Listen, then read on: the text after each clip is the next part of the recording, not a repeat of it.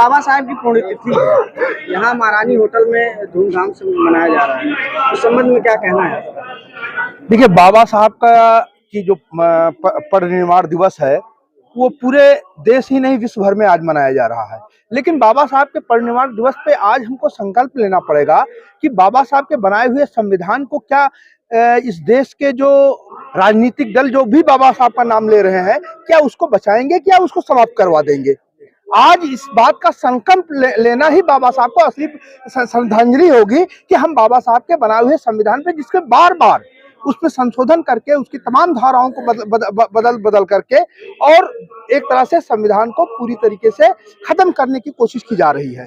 तो आज हमको संविधान बचाने के लिए ये संकल्प लेना पड़ेगा। यही बाबा साहब को सच्ची श्रद्धांजलि है। युवा देखा जा रहा है तो जिंदाबाद मुर्दाबाद में लगा हुआ है, महापुरुषों को पढ़ नहीं रहा है, उसको क्या संदेश देंगे आप अपनी तरफ से? देखिए, सबसे बड़ा बात है कि युवाओं को लोग बेरोजगारी के चक्कर में उनको और तमाम ऐसी चीजें हैं जिनके चक्कर में उनको उलझाए हुए हैं।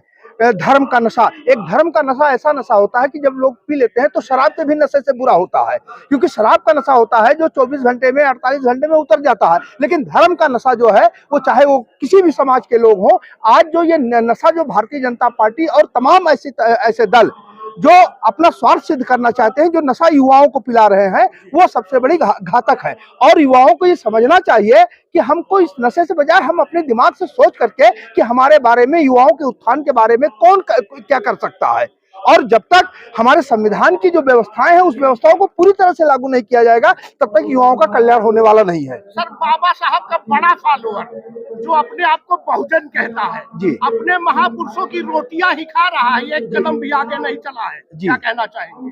नहीं, ऐसी बात नहीं है। मानवर काशीराम जी ने जो बाबा साहब ने जो लोगों को अधिकार दिया था वो अंतिम व्यक्ति तक पहुंचाने का काम, अगर लोगों को जगाने का काम किया है तो मानवर काशीराम ने किया है।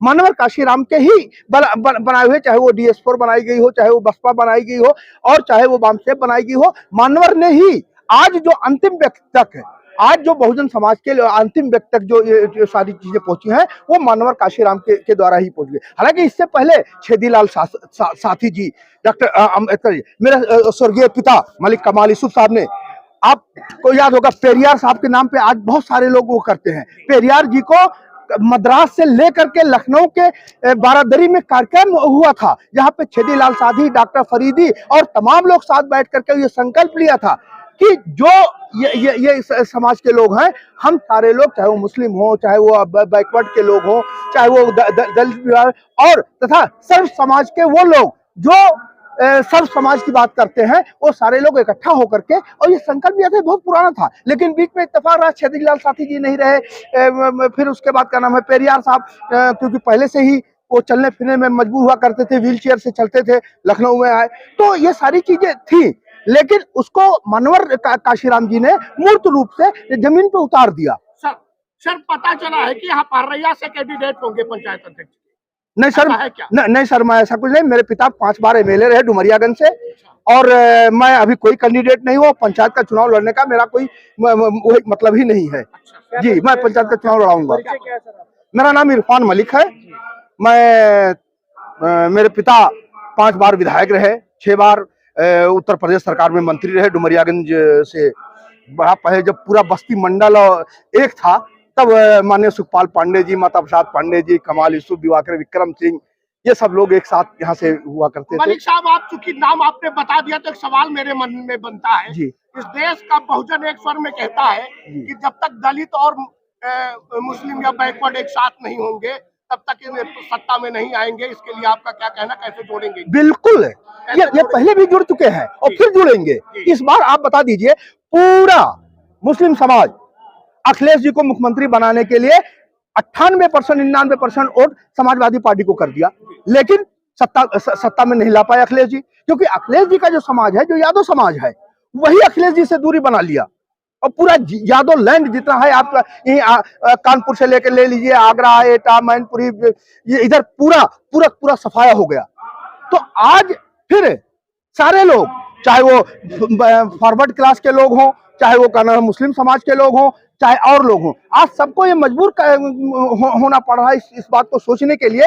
आपने तमाम लोगों को देखा, हमारे ही साथ भाई एक का नाम है, तमाम ऐसे ऐसे लोगों से मेरी बात हुई है और बहुत सारे लोग हैं, अभी मैं खुलासा नहीं करना चाहता हूँ। चुनाव में जो है जातिवादी ही होता है क्या?